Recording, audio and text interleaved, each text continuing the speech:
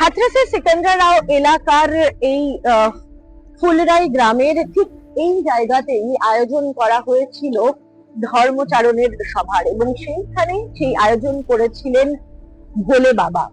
সেই আয়োজনে যোগ দিতে প্রচুর প্রচুর মানুষ এসেছিলেন। তারা শুধুমাত্র যে হাথরাস থেকে এসেছিলেন তাই নয়, উত্তরপ্রদেশ এবং তার আশেপাশের একাধিক রাজ্য থেকে, মধ্যপ্রদেশ থেকে, রাজস্থান থেকে, আগ্রা থেকে, বিভিন্ন জায়গা থেকে মানুষরা এসেছিলেন তাদের ধর্মগুরু ভোলে বাবার কথা শোনার জন্য। তারা আসলেন সকাল 10টা থেকে এই রাস্তা দিয়ে, এবং আরো একটি এন্ট্রি পয়েন্ট আছে সেখান দিয়ে তারা ভেতরে গেলেন। এবং তারা যখন এই ধর্মাচরণের অনুষ্ঠান যখন প্রায় শেষের পথে, সেই সময় এই যে মেন রোড রয়েছে সেই মেন রোডের ওপারে তারা জানতে পারেন যে তাদের ভোলে বাবা তিনি বেরিয়ে যাচ্ছেন। ফলে তার চরণ স্পর্শ করতে তারা ছুটে যান। এবং আমি একবার দেখাতে চাইবো যে কত ছোট সেই জায়গা। লক্ষাধিক মানুষ, 80,000 মানুষের এখানে আসার কথা ছিল, কিন্তু তার বদলে লক্ষাধিক মানুষ তারা এখানে উপস্থিত হয়ে গিয়েছিলেন। এবং তারা এই জায়গা দিয়ে তারা বেরিয়ে আসেন, এবং বেরিয়ে এসে তারা এই যে হাই রোড রয়েছে, হাই রোড পেরিয়ে তারা চলে যান অন্য প্রান্তে, এবং অন্য প্রান্তে সেখানে রয়েছে নালা। সেই নালায় গিয়ে একের পর এক মানুষ পড়তে থাকেন, একেবারে সংকীর্ণ জায়গা, এবং সেখানে লাখো মানুষ তারা একসঙ্গে বাবার আশীর্বাদ পাওয়ার জন্য এগিয়ে চলেছেন। এবং তার জেরেই হয় এই দুর্ঘটনা। ইতিমধ্যে উত্তরপ্রদেশ পুলিশ প্রশাসনের তরফ থেকে তদন্ত শুরু করা হয়েছে, উচ্চ পর্যায়ে তদন্ত কমিটি গঠন করা হয়েছে, এবং বুধবারের মধ্যেই সেই তদন্ত কমিটি তাদের রিপোর্ট দেবে। কিন্তু একাধিক প্রশ্ন উঠতে শুরু করেছে।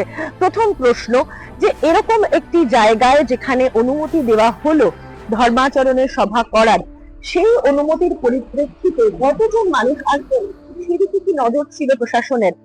যদিও যারা প্রত্যক্ষদর্শী এবং যারা নিহতদের পরিবার রয়েছেন তারা বলছেন যে পুলিশ যথাসংখ্যক সংখ্যায় উপস্থিত ছিল না। যদি যথেষ্ট সংখ্যায় পুলিশ থাকতো তাহলে হয়তো ফুটোপাটি বাঁধতো না দাবি তাদের। অন্যদিকে এই ভোলে বাবা তার এই ধরনের ধর্মাচরণের অনুষ্ঠান এবং এই সংঘটিত ধর্মগুরুর অনুষ্ঠান এই প্রথম নয়, এর আগেও তিনি একাধিক অনুষ্ঠান করেছেন। এমনকি তিনি কোভিড এর পরিস্থিতিতেও কিন্তু তিনি একটি অনুষ্ঠান আয়োজন করেছিলেন, এবং যেখানে 50 জন লোক আসবেন বলে 50,000 মানুষ এসে উপস্থিত হয়েছিলেন। ফলে প্রশাসনের কাছে তার এই ধরনের ধর্মাচরণের অনুষ্ঠানে মানুষ যে বেশি সংখ্যায় চলে আসবেন, বা তার ভক্তরা যে প্রচুর প্রচুর সংখ্যায় চলে আসবেন, সেই বিষয়টা খুব একটা নতুন হওয়ার কথা নয়, সেই অভিজ্ঞতাও খুব একটা নতুন হওয়ার কথা নয়।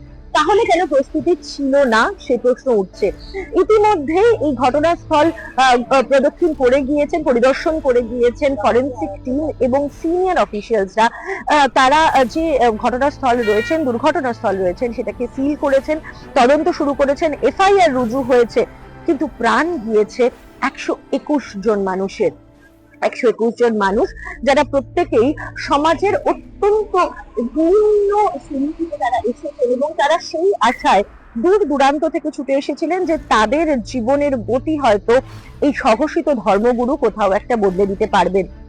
জীবনের গতি হয়তো তিনি বদলাতে পারেননি, তবে মৃত্যুর পথে তারা এগিয়ে দিয়েছেন।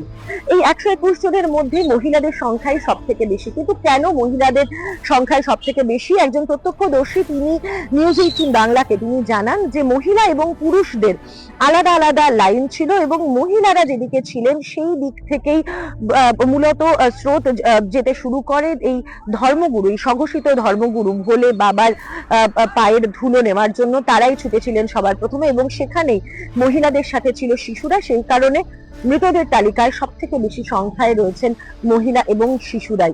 ইতিমধ্যেই আরো 28 জন ব্যক্তি যারা বিভিন্ন হাসপাতালে তারা চিকিৎসাধীন রয়েছেন, চিকিৎসকেরা তাদের উপর নজর রাখছেন। যোগী আদিত্যনাথ তিনি গোটা ঘটনার উপর নজর রাখছিলেন, এবং তিনি একেবারে সরেজমিনে ঘটনাস্থল পরিদর্শন করেন, এবং তার সঙ্গে সঙ্গে তিনি পরিদর্শন করে দেখেন, আহতদের সঙ্গে তিনি কথা বলেন, হাসপাতালে যান। কিন্তু প্রশ্ন একটাই উঠছে, প্রশাসন কি সত্যি এতটা অজ্ঞাত ছিল যে এই ঘটনার এরকম দিকে টার্ন করতে পারে, নাকি সবটা বুঝে শুনেও তারা ইগনোর করেছিলেন, বা তারা ভেবেছিলেন যে বড় কিছু হয়তো ঘটবে না? আর তারা যেটা ভেবেছিলেন, যেটা ভাবতে পারেননি, সেটাই ঘটে গিয়েছে এবং প্রাণ দিতে হয়েছে 121 জন মানুষকে। ইতিমধ্যেই রাজনৈতিক তরজাও শুরু হয়ে গিয়েছে। রাজনৈতিক বিভিন্ন ক্ষেত্র থেকে বিভিন্ন রকমের প্রশ্ন, অভিযোগ, পাল্টা অভিযোগ উঠছে। এখনো পর্যন্ত যেটা জানা গিয়েছে যে মূলত সমাজের নিচু স্তরের যারা মানুষরা রয়েছেন এবং মূলত দলিতদের মধ্যে এই ভোলে বাবার প্রভাব সব থেকে বেশি ছিল এবং সেই কারণে রাজনৈতিক ভাবেও তার প্রভাব প্রতিপত্তি অনেকটাই বেশি ছিল। ফলে সেদিক থেকে দাঁড়িয়ে কোনো রাজনৈতিক আশ্রয়ের মধ্যেও এই ভোলে বাবা রয়েছেন কিনা সে প্রশ্ন উঠছে।